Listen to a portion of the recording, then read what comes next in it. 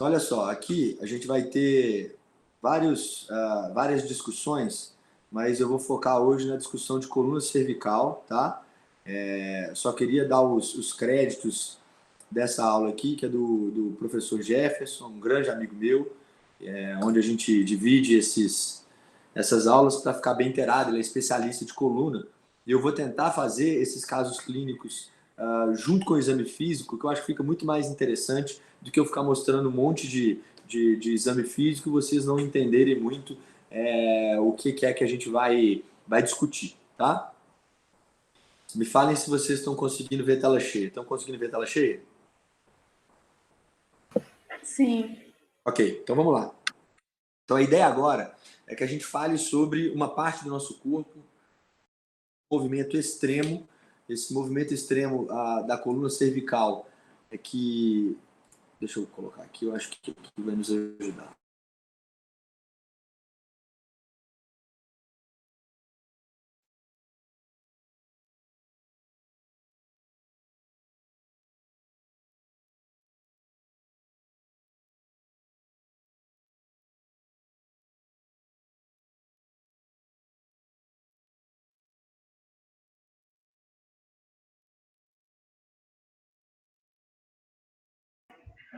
Ô Daniel, ficou sem som.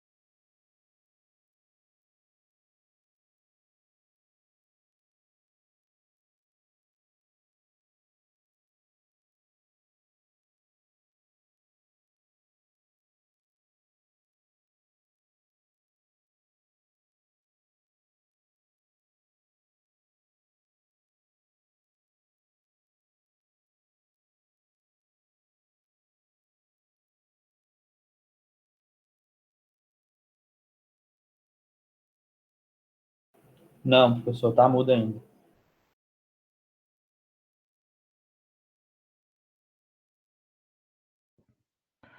Pessoal, se o professor colocar alguém aí de administrador, alguém que está com computador, dá para gravar também, viu? Aí vai aparecer a opção aí para vocês gravarem. Como eu estou usando o celular hoje, que eu não estou na minha casa, aí eu não consigo gravar por aqui não, mas se ele colocar alguém de administrador e a pessoa estiver usando pelo notebook, computador, dá para ela gravar aí.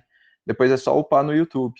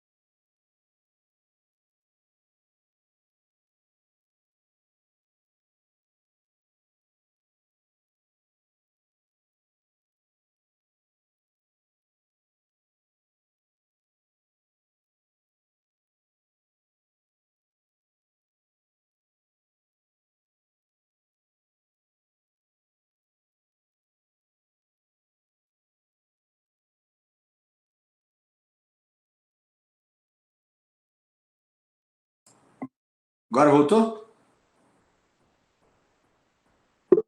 Voltou. Voltou. Ufa, vamos lá. Vê se vocês estão conseguindo ver a tela aí agora. Vou colocar minha tela aqui. Vocês falam se vocês estão conseguindo ver direitinho. Estão conseguindo ver e escutar? Tamo. Ótimo.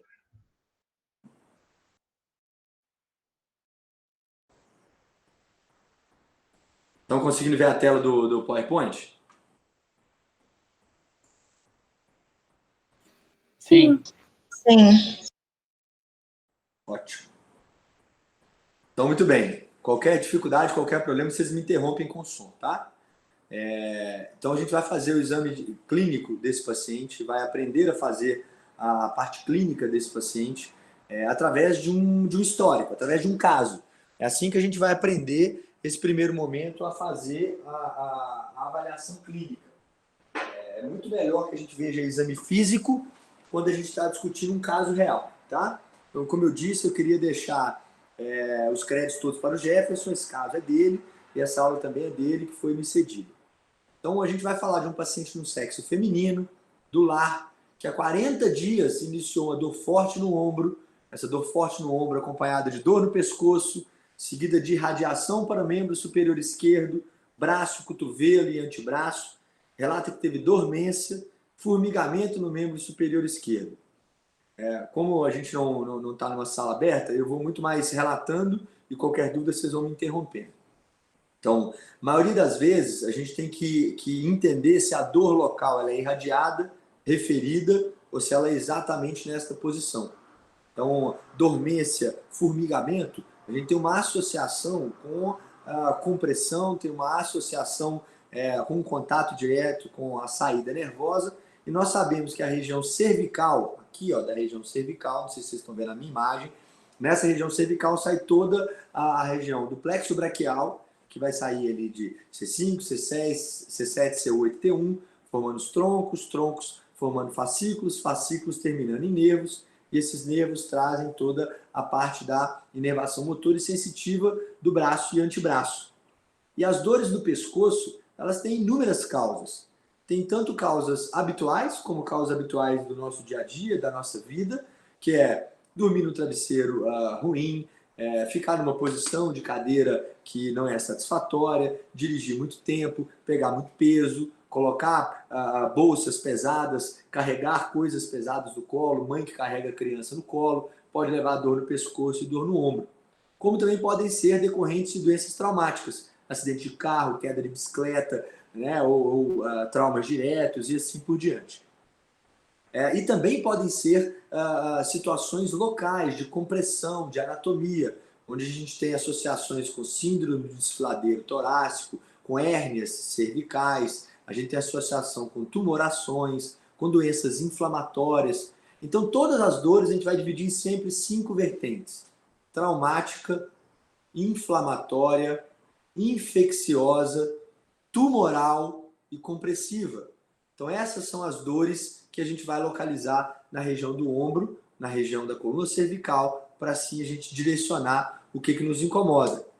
Então, aqui ó, vai ter um vídeo para mostrar para vocês, prestem atenção.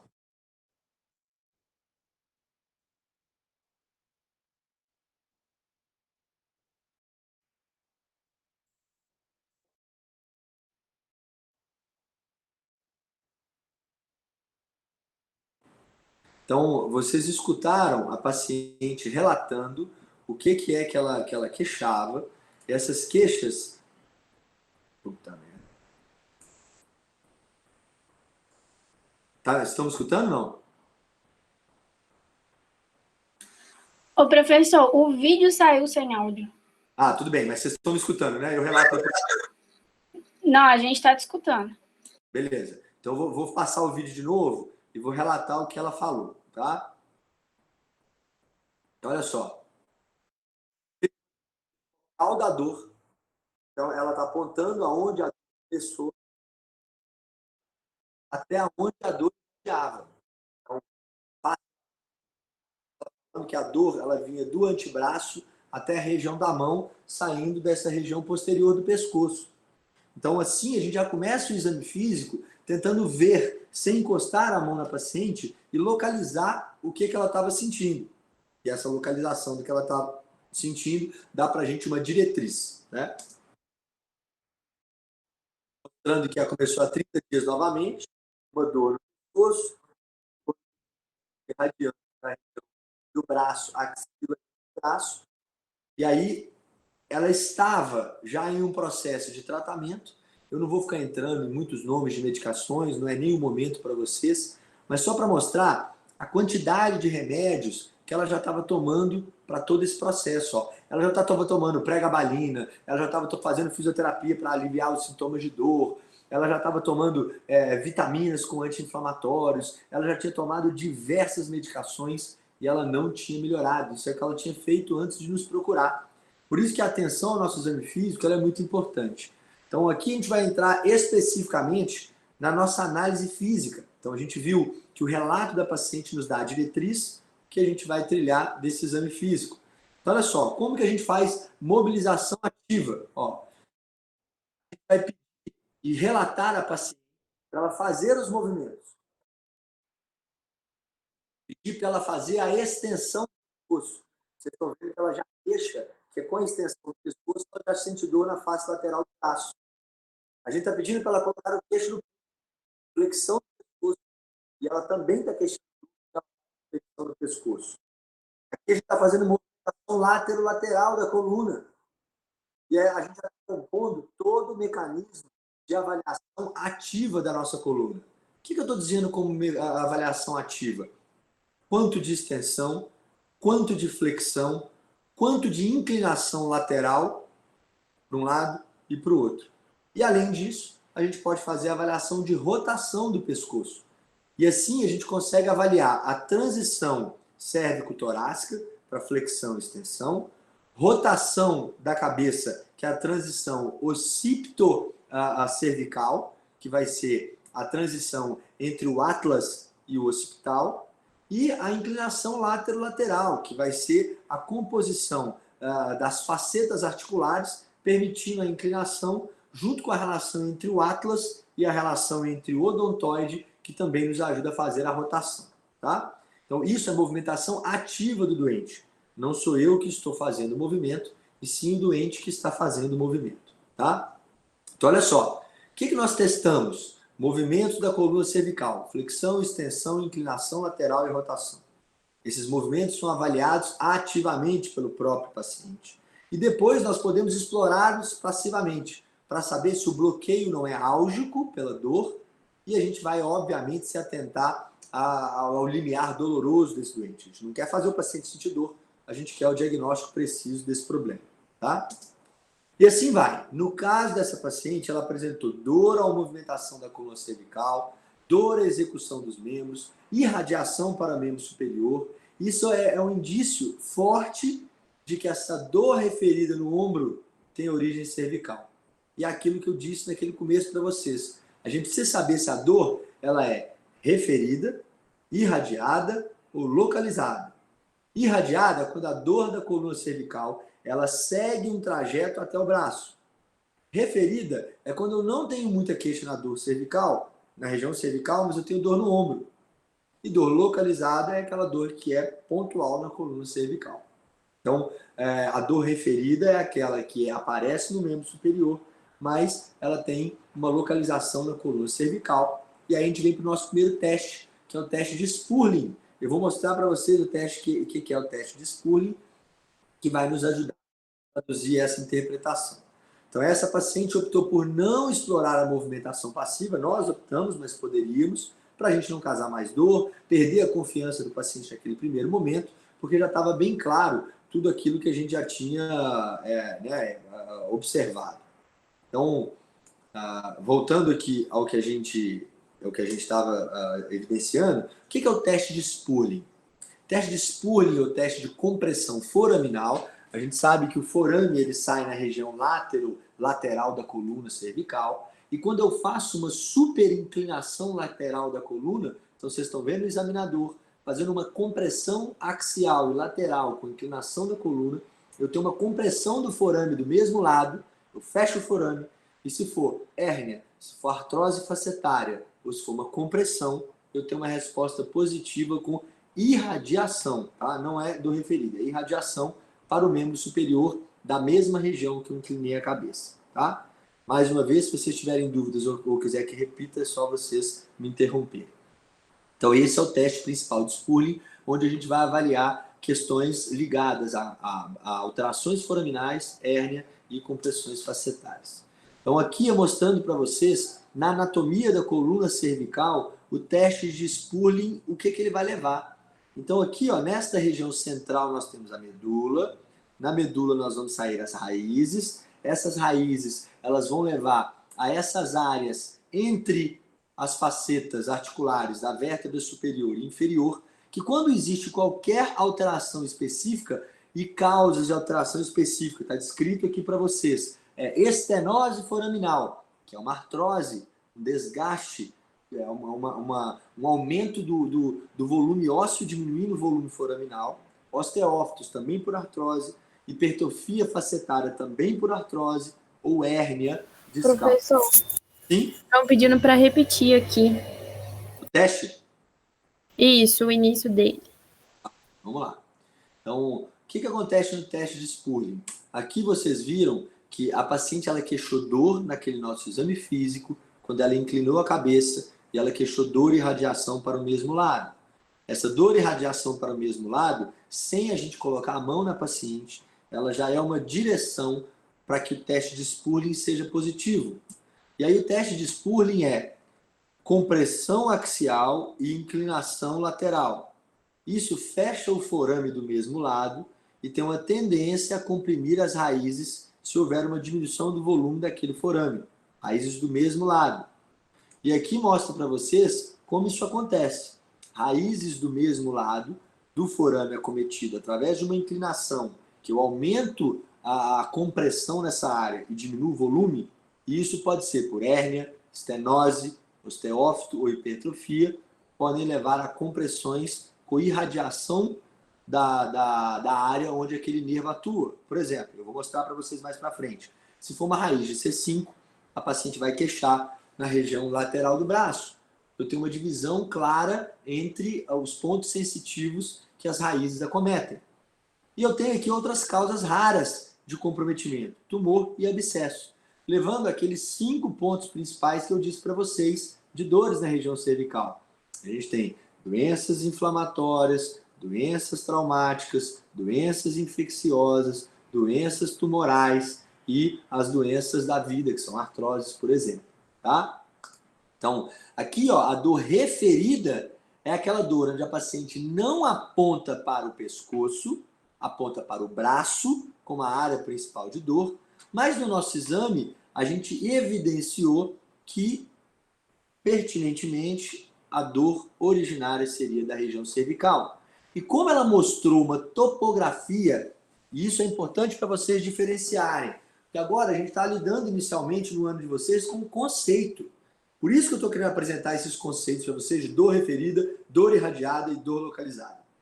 E aí é importante que vocês diferenciem o que é miótomo e esclerótomo. Eu vou chegar nesse ponto mais para frente. Miótomo e esclerótomo de uma raiz de C7 está na região posterior do braço, na região do tríceps. E aí a gente vai identificar aqui, ó, o que são as dores referidas por esclerótomos. Tudo isso aqui que vocês estão vendo são raízes que vão sair da coluna cervical e ir para o braço. Então, C4 é referida ao esclerótomo na região da clavícula, C5 na região anterior do ombro, C6 na região anterolateral, C7 na região posterior, C8 na região posterior-medial do cotovelo e assim por diante. E da mesma forma acontece no membro inferior. Então, ter a noção da raiz, ter a noção de onde ela chega, traz para você um diagnóstico mais preciso. A gente está dizendo aqui que a gente tem que olhar para o paciente e já ter em mente o que é que a gente vai examinar, porque nós não precisamos fazer todos os exames físicos para todas as doenças. As doenças, elas pedem exames especiais específicos. Então, observem que a localização da esclerótomo de C7 está na face posterior do húmero, posterior do braço. Mas C7, ela também chega até o terceiro dedo da mão. Aqui, ó. Ó. Aqui, ó. Então, todas essas regiões precisam estar ligadas na nossa cabeça para a gente entender da onde está saindo as alterações da coluna cervical. E aqui, ó, doenças... Tem dúvidas? Eu tenho uma dúvida, professor. Vai falar. No caso, tipo assim, tem como dar...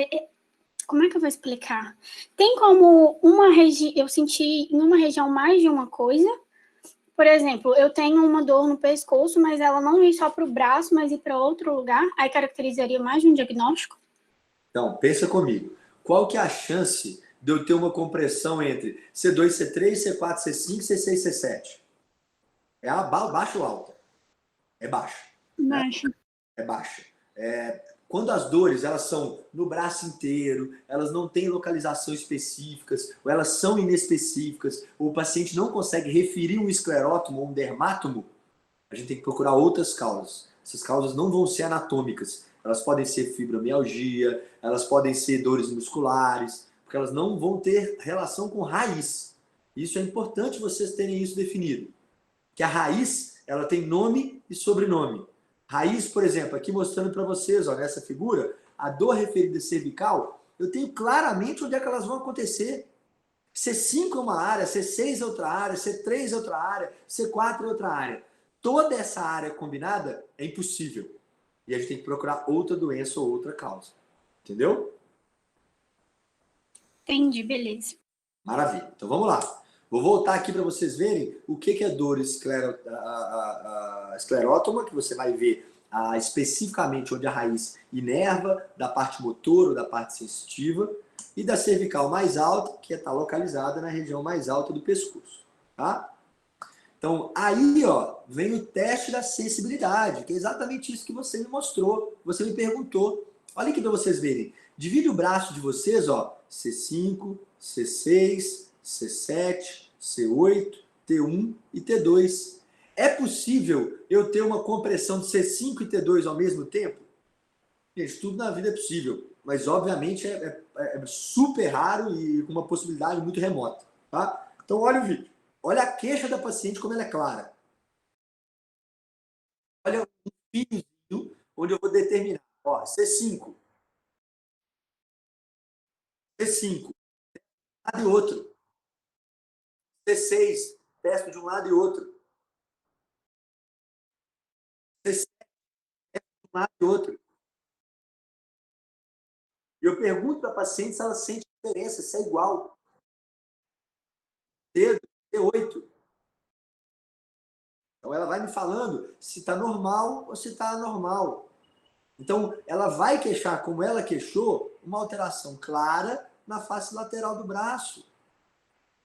Se a gente tem alteração no primeiro dedo ou se não tem.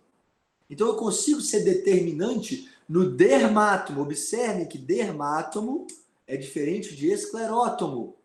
Porque o esclerótomo, aqui ó, como eu mostrei para vocês, esclerótomo ou dermátomo, eles vão ser ligados a uma raiz que é motora e sensitiva. Aqui é motor, aqui é sensitivo, ok? Então vamos lá. Reflexo. Por que eu estou dizendo isso tudo para vocês? Porque o exame da coluna cervical, ele se baseia em tudo aquilo que sai do pescoço e vai para o braço. Ele se baseia naquela nossa identificação do que é importante que sai da coluna e vai para o braço. São os nervos. O que é mais importante na coluna? Se os nervos estão saindo bem, isso é movimento está preservado. Então todo o meu exame ele vai estar vinculado à função dos nervos. Eu vi função sensitiva aqui agora, com um monofilamento, onde eu testo, e eu vi agora, vou testar agora, reflexo. Olha só. Reflexo. Então, no membro superior, tem o reflexo bicipital. Ó, conseguiu ver o reflexo? Eu pego a face do bíceps, com o martelinho, ó. E eu vou fazer um reflexo agora bicipital. O que é o reflexo bicipital? O reflexo bicipital é que ele vai ser estrutural. Aqui, na verdade, eu estou testando o reflexo do braco radial. Aqui, ó. Reflexo do braco radial. Você vê que o reflexo Outra coisa, braquiorradial, reflexo normal.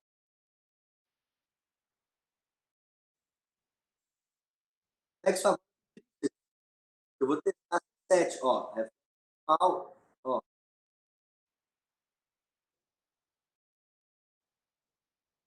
Vamos para a esquerda, onde ela queixa. Reflexo. Vocês veem que é completamente do lado. Completamente do lado. Observar a diferença entre uma raiz comprometida e uma raiz não comprometida. Claro, Jefferson fazendo tudo, todos os exames, mostrando como que funciona o teste dos reflexos e a alteração. Então, olha só. Se Ô, Daniel, Pode falar. tem como repetir, por favor, a definição do reflexo bicipital e do braquiomedial? Vamos lá. Bicipital. Ô, Daniel, é porque, tipo, quando você dá play no vídeo, sua voz começa a travar pra gente, que eu acho que a internet fica sobrecarregada. Aí não dá pra te entender direito. Só para exemplificar de novo. O reflexo bicipital é um reflexo que vai acontecer aqui, ó. Vamos ver se vocês vão conseguir. Vocês me falam, ó. Occipital.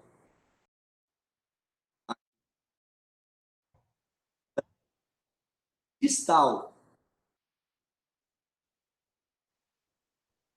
Tem que explicar, gente. Ô, Daniel, não deu, não. Então, vocês não deu para me Daniel, escutar. quando você dá play no vídeo, a gente não consegue te escutar, porque fica travando sua voz. Beleza, então eu vou falar primeiro, depois eu passo o vídeo de novo. Reflexo bicipital é um reflexo que vai ser realizado no cabo do bíceps, na junção do cabo longo com o cabo curto, onde ele se insere na una, né? Então, a hora que ele se insere na una, ele vai fazer a flexão do antebraço. Então, eu coloco meu dedo na fossa bicipital, uso o martelinho e eu vou fletir o braço, tá? O antebraço. O reflexo braquiorradial, que é onde está o martelinho nesse ponto, eu vou pegar a porção tendinosa do braquiorradial e ele vai fazer a flexão, ele vai fazer o desvio radial do punho. Então, um flete o antebraço, o outro flete o punho. Observem o vídeo.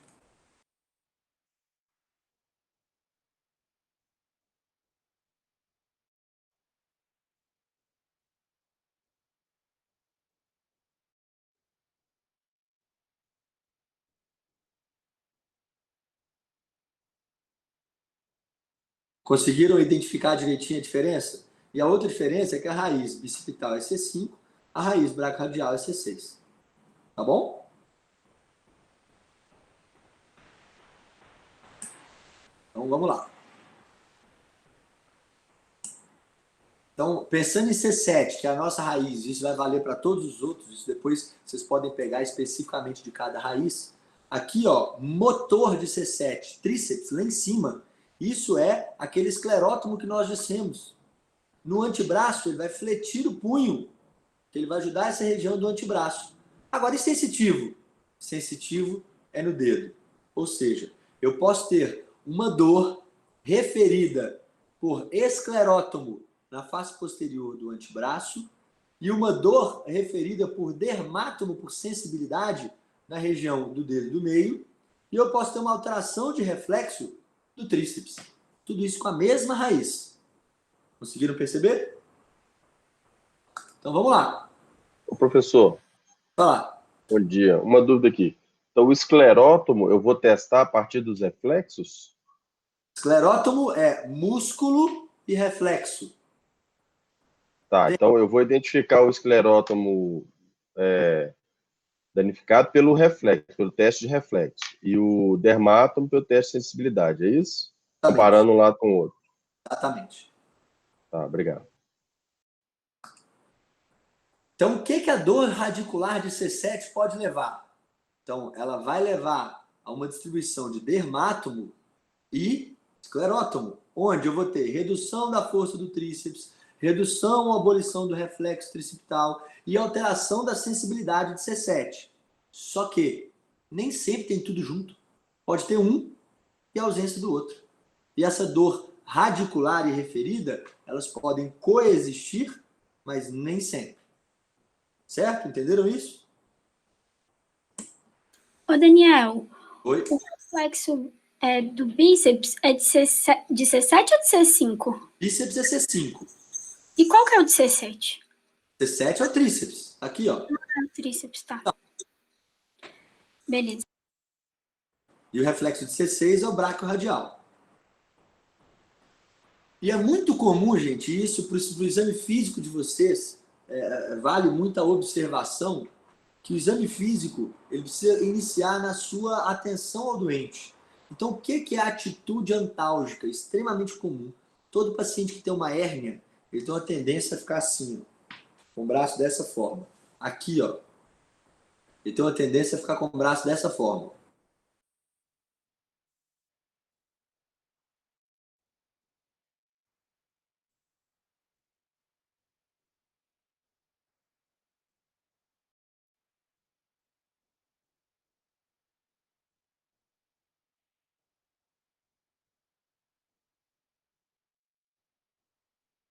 Então, eu vou explicar o que ele disse. Este vídeo mostra que o paciente, quando ele coloca o braço nesta atitude que foi demonstrada, esta atitude aqui, ele diminui a angulação do nervo, né, que sai da coluna cervical, diminui toda a extensão do nervo e o paciente refere alívio, principalmente quando é C6 e C7 a raiz, que estão comprometidas. Então, isso a gente chama de atitude antálgica.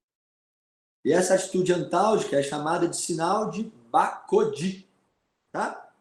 Então, a abdução do ombro alivia os sintomas decorrentes da compressão radicular e que vai acontecer principalmente nas raízes entre C5, C6 e C6 e C7. Então, hérnias agudas, o paciente chega no consultório desta forma e isso já é o início do seu exame físico, que a gente chama atitude antálgica de Bakodi. Tá? Se tiver alguma dúvida, é só interromper.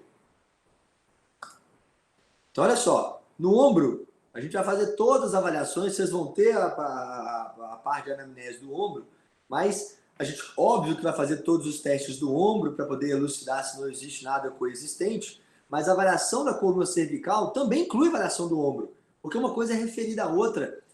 Os sinais são referidos. Eu estou examinando a coluna cervical, mas testando reflexo no braço, olhando atrofia no braço, olhando trofismo no braço, olhando reflexo no braço. E, obviamente, as avaliações musculares do ombro também vão coexistir junto com o meu exame físico da coluna cervical. Tá? Então, aqui, ó, o que eu vou fazer com os testes do ombro? Observem só, isso ao mesmo tempo que eu faço a análise da coluna cervical. Espera aí que passou aqui. Ó.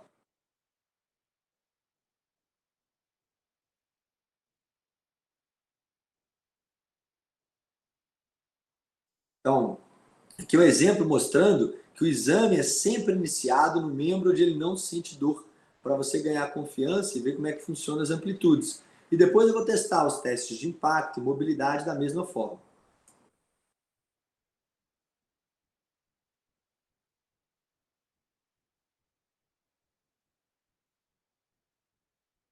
Você vê que os testes de mobilidade, os testes de impacto, eles são negativos. E isso conclui que a gente tem foco na região cervical, tá? Outro teste que a gente faz é teste do neurônio motor superior, que é para ver compressões agudas da região cervical. E aí eu vou ter hiperreflexia, eu vou ter hipertonia, e aí eu vou ver o reflexo extremamente agudo. Observem bem os testes.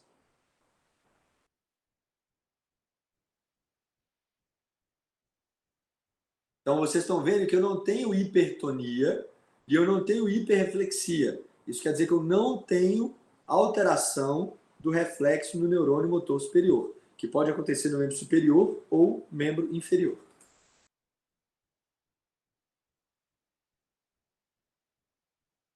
Eu fiz o teste do tendão patelar, reflexo patelar de L4, e fiz o teste da região do tríceps sural, que é S1.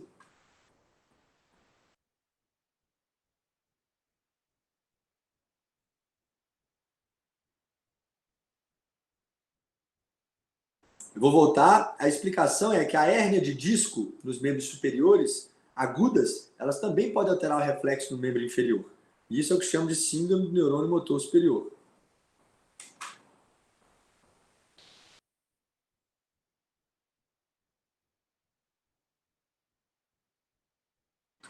Quais são os testes que estão sendo realizados juntos?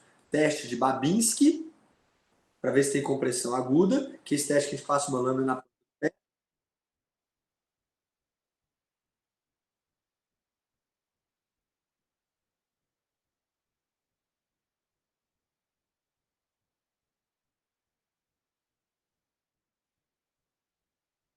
O que eu não posso ter? Hiperatitude, hipercontração e hiperreflexia. Então eu testo clonus, reflexo e Babinski. Beleza? E aí, olha só. Compressões medulares por hérnias volumosas que entram na medula e não na raiz. Vocês lembram daquela imagem que eu mostrei para vocês da anatomia? Ela pode comprimir também os membros inferiores. Por isso é importante a gente fazer esses 3 testes que eu mostrei para vocês. Isso chama síndrome do neurônio motor inferior. Teste de hiperreflexia, teste de hipertonia, de clonus e Babinski. Então, ó. Aqui, ó, mostrando quais são os sinais que a gente observa e por que isso acontece. Quando eu estou avaliando o nervo, eu avalio uma raiz específica. Quando eu estou avaliando a medula, obviamente, se eu comprimo aqui em cima da medula, eu vou ter comprometimentos distais, comprometimentos lá embaixo. E eu avalio esse comprometimento através de todas essas explicações. Espasticidade, hipertonia, hiperreflexia, Babinski, Hoffman, que é mais ou menos a mesma situação, compondo todos esses aqui, e clones, tá? Então, aqui para vocês entenderem e ver uma parte ilustrativa do que é que a gente avalia na coluna para a gente chegar nesse diagnóstico. Aqui vocês estão vendo uma ressonância magnética da coluna. Aqui, ó, vocês estão vendo meu mouse, ó. Aqui vocês estão vendo C2, C3, C4, C5, C6 e C7. Entre C6 e C7 passa a raiz de C7. E aqui vocês estão vendo esse nódulo aqui, ó, comprimindo a medula, que sai aqui de cima, ó. Olha como é que a medula é comprimida. Nessa outra imagem, olha como é que a medula é comprimida. Como é que aqui é reto, não tem compressão, e que aqui a medula é comprimida. Tá? 2 imagens bem claras de compressão. O que é ataxia e espasticidade? Que também pode ser decorrente de uma compressão medular.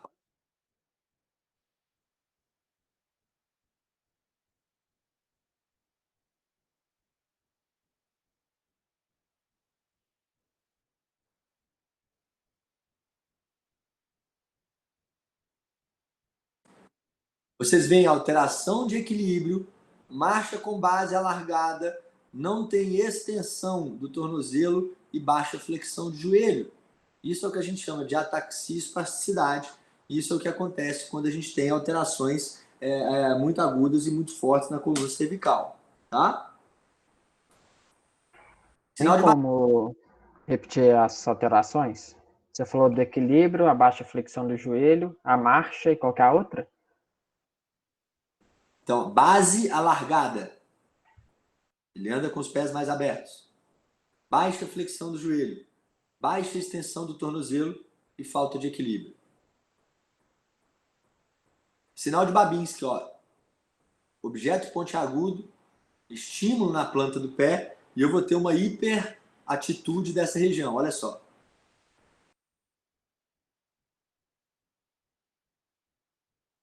Percebem como é que tem uma hiperatitude que é bem contrário do que aquela paciente que nós mostramos no começo. Isso é importante para a gente dar um diagnóstico preciso.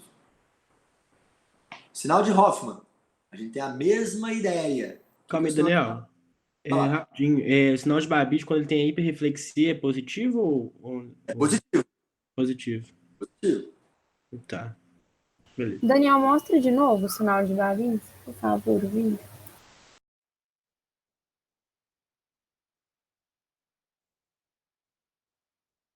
Você vê que você tem quase uma contração de todos os músculos, até o outro membro se contrai, né?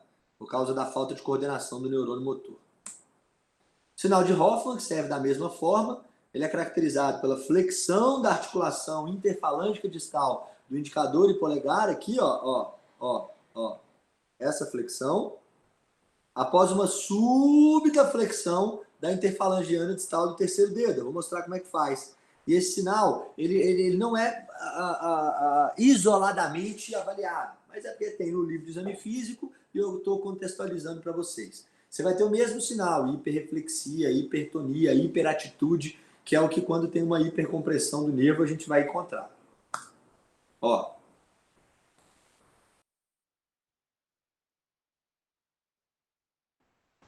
Perceberam? Eu faço uma flexão de uma falange e as outras têm a flexão da mesma forma. Ele sozinho não representa muita coisa, mas ele faz parte do todo. Mais uma vez.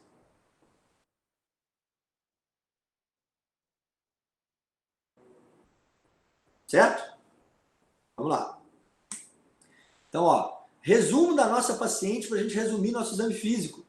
Cérvico-braquialgia esquerda, irradiação para o membro superior esquerdo, queimação e parestesia, dor irradiada para o membro superior, limitação de amplitude de movimento, hiporreflexia e do reflexo tricipital à esquerda, não tem dor a avaliação do ombro, sensibilidade dermátomo legal, mas os esclerótomos, que é do músculo, estava alterado, força normal e ausência de alterações de neurônio motor superior. Então, o nosso exame físico completo, a gente praticamente falou de tudo que existe na coluna cervical com um caso clínico bem rico, tá? E aí, obviamente, a gente vai entrar agora em comentários, em hipótese, tratamento, que não vem ao caso para vocês. Eu queria só elucidar muito bem o exame físico, tá bom? Vocês têm alguma dúvida específica do exame físico que a gente comentou?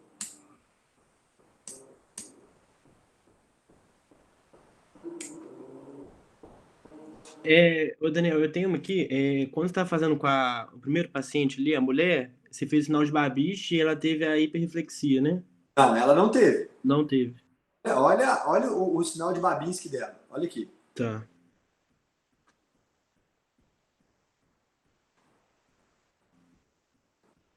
Reflexo, ó.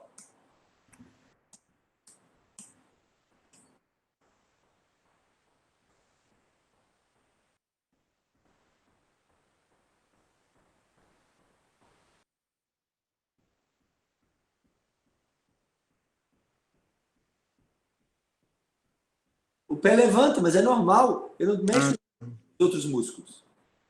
Entendi. Beleza. Olha o alterado. Deixa eu ver. Ah, tá. Tem outro pé também mexe, tipo.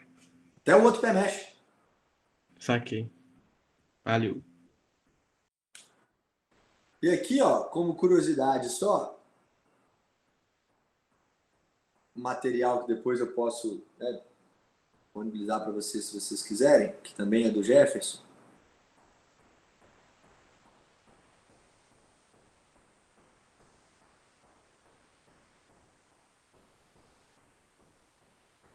Mas, obviamente, a gente já tem quase toda a composição que a gente tinha e os dados foram retirados daqui, ó. Geral, movimento, Spurling, teste de compressão, que a gente já viu, teste da raiz, tá? Teste da tração da coluna. E muitas vezes, quando a gente faz a tração, ele melhora a dor irradiada. Então, é só para ir agregando, mas todo motivo é o mesmo. Eu estou avaliando compressão nervosa, é o que a gente viu no caso clínico. Atitude antálgica, Bacodi, que aí mostra as raízes, como elas vão e de onde elas saem. Manobra de Valsalva, aí, obviamente, vai acabar entrando em outras áreas, né? Quando a gente tem esse teste, que é o Nafisger, eu estou pressionando as raízes. Então, tudo isso eu estou tentando estimular essas raízes a serem comprimidas. E vocês podem ir acrescentando no seu conhecimento tudo isso.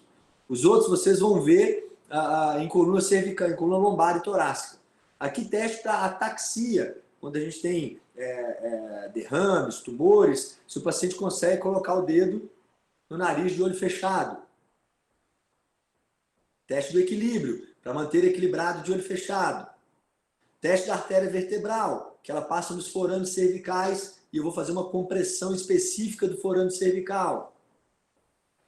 Teste de Addison, que eu vou testar se a compressão, se eu tenho síndrome filadeiro torácico, eu palpo o pulso no mesmo braço, olho para o mesmo lado e vejo se o pulso diminui quando eu faço essa rotação da cabeça. Então, se eu estou olhando para frente, o pulso é normal. Se eu olho para o lado, o pulso é alterado. E é isso de coluna cervical. Queria saber se vocês têm alguma dúvida, alguma coisa que vocês gostariam de me perguntar.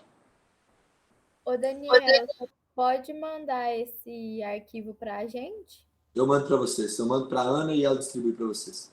Tá bom, obrigada. Nada.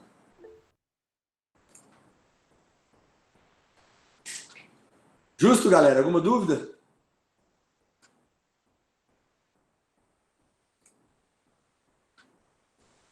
Ô, Daniel, Pode falar.